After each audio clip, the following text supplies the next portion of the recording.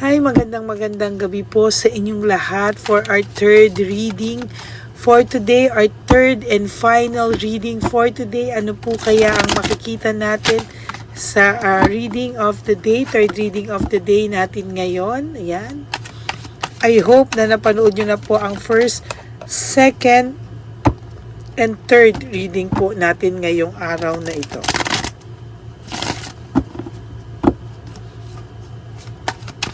Balasahin lang po natin mabuti.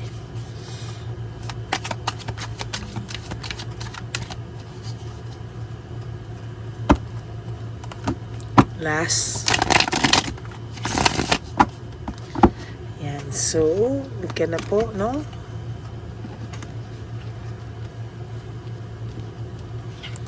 One, two, three, 4, 5, 6, 7, 8, 9, and 10.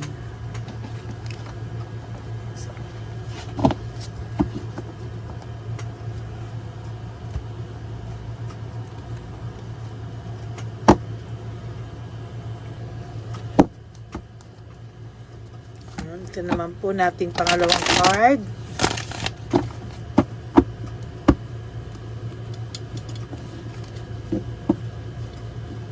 Okay.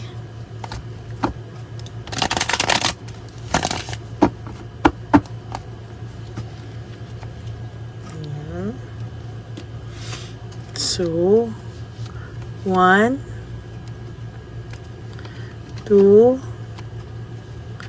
3, 4, 5, 6, 7, 8,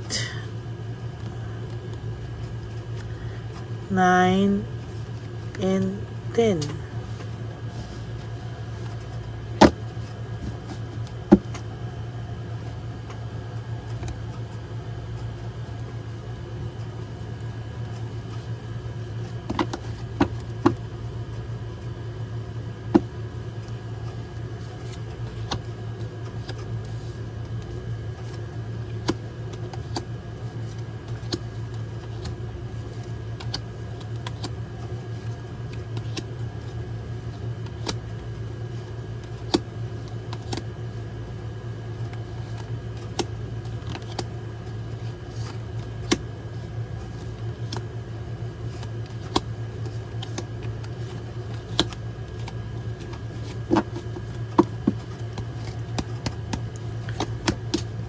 Oh my God, for your first card pa lang po, this is all about stress, burnout, and restlessness, no?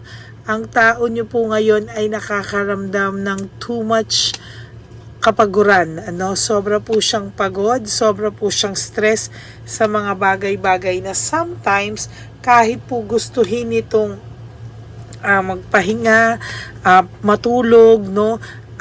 Hindi po siya mapakali, no? Hindi po siya mapakali dahil iniisip niya po yung mga susunod na pwedeng mangyari, no?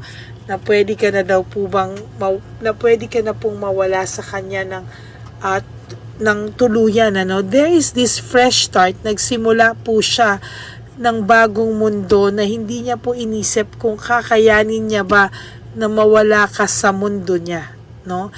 Nag-isip po siya na magkaroon ng ibang mundo sa mundo niya ngayon, pero hindi niya po inisip o inakala kung kakayanin niya daw po ba na ituloy ang bagong mundo na ito na wala ka, pero ginawa pa rin po niya, no?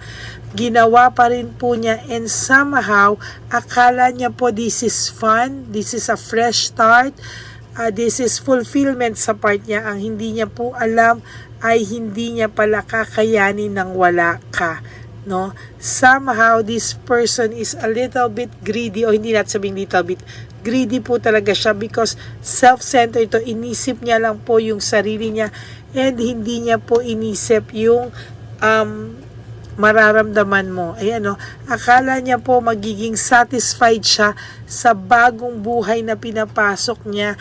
Akala niya gaganda yung kanyang buhay, pero sa totoo lang po, hindi po naganap ang mga bagay na yan. No, ngayon po, ginagawa niya lahat to win you back, or ginagawa niya po lahat mapansin mo siya. Maybe iba-ibang strategy. Number 1, pwede po itong mayabang, kunwari hindi apektado. Second, pwede rin naman po itong makulit at tawag ng tawag sa inyo. Pangatlo, pwedeng deadma lang siya, no? Chill, deadma lang. Pero kahit ano pa po ang style niya sa tatlong na yan, I tell you, no, gusto niya po ikaw mabawi, or somehow gusto niya pong ma-realize mo na ikaw ang hahabol sa kanya, no? There is this anxiety and trauma, no? Hopelessness, nawawalan po ito ng pag-asa. Kaya somehow nag-i-stick po ito sa kung sino man po ang current partner niya na pinili niyang kapalit mo, no? Ngayon siya nahihiwagaan, bakit hindi po niya inisip ng 10 times, 1 million times bago daw niya po ginawa sa iyo ito. Sana daw po ay nag-isip muna daw po siya ng bonggang-bongga bago niya ito inisip. Yun nga, kasi nga po, ang akala niya lang, basta ang inisip niya lang po ay magkakaroon siya ng mas maayos na buhay, yung buhay na mas bagay sa kanya, o yung bagay sa kanya ang hindi niya po alam na ikaw pala rin po ang kaligayahan pa rin niya, no? Distraction, lack of rewards. Sa ngayon po, kahit saan mong anggulo tingnan, malungkot po itong taong ito, no? He is just trying to pretend that everything is all right, everything is okay, pero sa totoo lang po, hindi din po talaga siya okay, no? Hindi po talaga siya okay, at talagang distracted po ang taong ito, no? Pinili niya daw po ang kanyang utak kaysa sa kanyang puso. Pinipilit niya pong itama, pero hindi niya na po maitama. Pinipilit niya pong gamitin ang kanyang utak para hindi ka na po niya habulin, pero hindi po niya kinaya at hindi niya po kinakaya, kaya ganyan po siya ngayon. There is this emptiness. Actually, sa nakikita kong ito, dalawa po yung emptiness na nakikita ko. There is this emptiness. One, nakakaramdam siya ng emptiness because sa nangyari sa inyo, because he's so dependent sa iyo. Second, ikaw din, nahihila niya, no? Nagkakaroon ka rin ng emptiness sa puso mo, no? Minsan okay ka na, akala mo, yes, okay na ako, kaya ko na, and then there is this day na ano na naman ang nangyari, bakit ito na naman yung pakiramdam ko, I am down again, aligaga na naman ako, nagpapanik na naman ako, I feel so lost, I miss the person, I want to see the person. Yan po yung nangyayari, no? Pagka ganyan po, sinasabi ko sa inyo, pag ganyan yung nangyayari, maghugas ka po ng tubig na may asin to wash off the negativity sa inyo, no? May control po ikaw dapat, no, sa emotions mo. Pilit mo pong labanan at lagyan ng control yung emotions mo. Why? Kasi hanggang hindi mo po kinokontrol, hanggang nagiging marupok ka po sa mga bagay-bagay, hindi po maitatama lahat ito, no? Confused. May confusion po. Minsan, kapag nakakaramdam ka po ng ganyang pakiramdam, yung emptiness, nako-confuse ka po, no? Kahit naalala mo po lahat ng kabrutalan na nangyari sa inyo, lahat ng chaos, gulo, no? Minsan nangingibabaw pa rin po sa iyo yung pagmamahal, pero for some of you, meron po iba rito nag-heal na, no? Na ang nararamdaman na po nila ay galit, nasa healing process na sila na from yung denial, ganyan, nasa anger na sila, may mga ganun, nagle-level up na po yung healing process, no? Pero for some of you, may mga na-stuck pa po, no? Na-confused pa rin po sila, at sometimes bumibigay at nagiging marupok, no? meron pong insecurity sa'yo ang babaeng si Chabilitang Palaka or si Shokoy, no? Kung ang karelasyon nyo po ay lalaki din, babae ang inyong karibal, at alam nyo po kung sino yung karibal nyo, no? It's either a girl or a boy. This is a very, very insecure person pagdating sa'yo, no?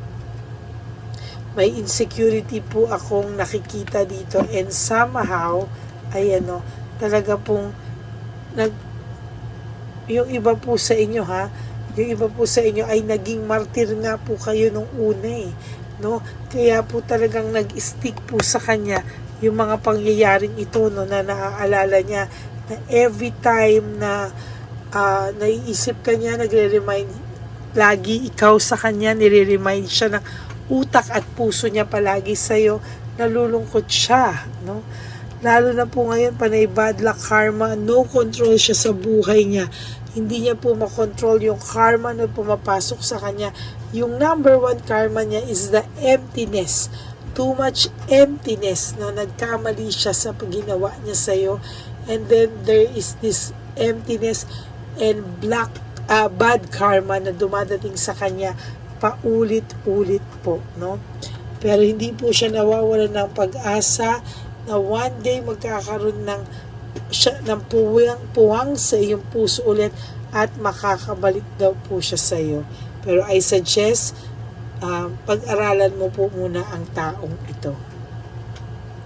Minadali niya po yung mga desisyon niya sa buhay kasi ang akala niya po, pag nag-desisyon siya at ang pinili niya ay yung third party, hindi ka po papayag, no? Okay pa rin po sa iyo kahit dalawa kayo sa buhay niya. Pero nagkamali po siya, hindi po lahat ay papayag sa ganong klaseng sitwasyon. Ngayon nababurden po siya, hindi niya po alam paano ang approach na gagawin niya sa iyo, paano po, no, paano daw po mangyayari na ayun, no, na talagang mabawasan yung bigat, no, yung aura niya, mabawasan daw po yung bigat ng pakiramdam niya. Hindi niya po mabalanse ang mga bagay-bagay, no? Hindi niya po mabalanse, and somehow naguguluhan po ito. There is this tension, lagi pong may away, no? Lagi pong may away, lagi pong may para miscommunication siya at ang current partner niya ngayon, parang lagi na lang po itong nagkakaroon ng misunderstanding, no? At isa po ikaw sa pinag-aawayan nila. Bakit? Hindi ka po nawawala sa away nila sa araw-araw na ginawa ng Diyos. There is doubts, no? Lack of self-awareness. Sa totoo lang po, itong taong ito, ayan, lagi siyang may duda sa sarili niya, no? Lagi siyang may duda kung magiging okay ba siya, babalikan mo ba siya, magiging kayo pa ba, hahabulin mo daw pa siya. Ang dami niyang doubts and questions sa sarili niya, no? So, huwag po kayo mag-alala, no? Meron po isang taong dadating sa iyo na masipag, responsable, at mamahalin ka po. You just have to heal first, no? Mag-heal ka daw muna po, at darating po sa tamang panahon yung para sa iyo. Okay, so that's it for your third and final reading of the day. Darating sa tamang panahon ang para sa iyo. Yan, ikatingnan natin, ha? At hindi kakayanin ng matinding, hindi kakayanin ito, no?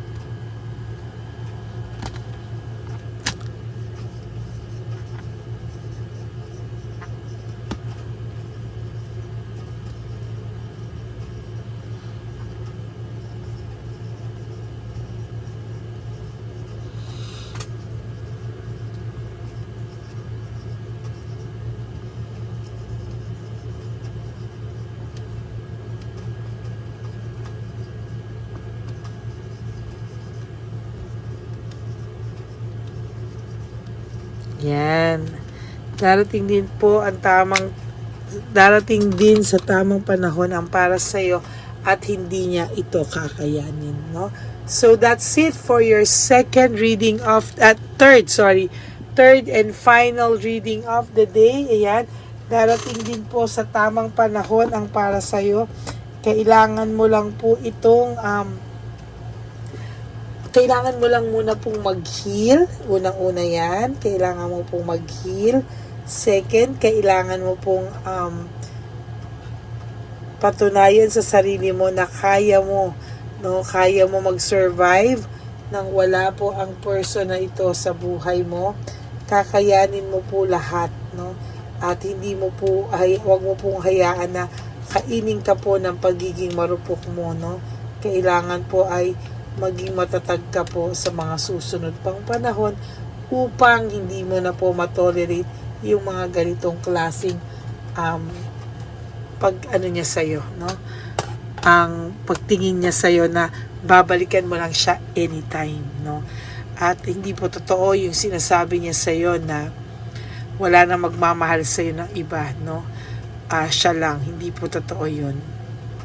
Kahit ikaw, kaya mong bigyan ng pagmamahal ang sarili mo. Okay, so that's it for your third and final reading of the day. I hope na naka-resonate kayo, and if you do, please give me a like and comment down below para alam ko naman po kung ano po ang inyong pakiramdam. Also, for those of you po who would like to have a private reading with me, you can message me po at Lady Lee Elena, that's Ladyly Elena. Nasa dulo po yan ng ating video. Diyan nyo lang po ako makakontakt. That's my only official and legit FB account. Ayan. So maraming salamat po sa inyo, sa aking lahat ng mga solid Lady Elena at loyalista sa Lady Elena friends, family and subscribers. I love you all from the bottom of my heart. Huwag po kayo malulungkot. Ay isipin niyo lang po ang lagi kong bilin sa inyo na life is too short. Don't make it shorter by stressing yourself from all the pains and heartaches na binigay sa inyo na kahapon. Just surrender everything to the divine universe and just let go and let God write your life and love story. I will be back for another set of reading tomorrow, pero sana po panoorin niyo muna po ang first, second, and third reading of the day today. Now, for those of you who would like to give me a super thanks for this video, I would really appreciate, and I love that from the bottom of my heart. And also, please, sabi ko nga po ulit, no skipping of ads, no? Tulong nyo na po yan sa ating channel. Okay? So, live one day at a time, mga kapatid, ha? Huwag po kayong malungkot at mag-survive po kayo sa araw-araw na binigay sa inyo ng Divine Universe. Okay? I love you all. God bless you. And I will all see you again on my next reading for tomorrow naman po. Okay? Good night and have a peaceful mind and a happy heart. Thank you. God bless you. I love you all.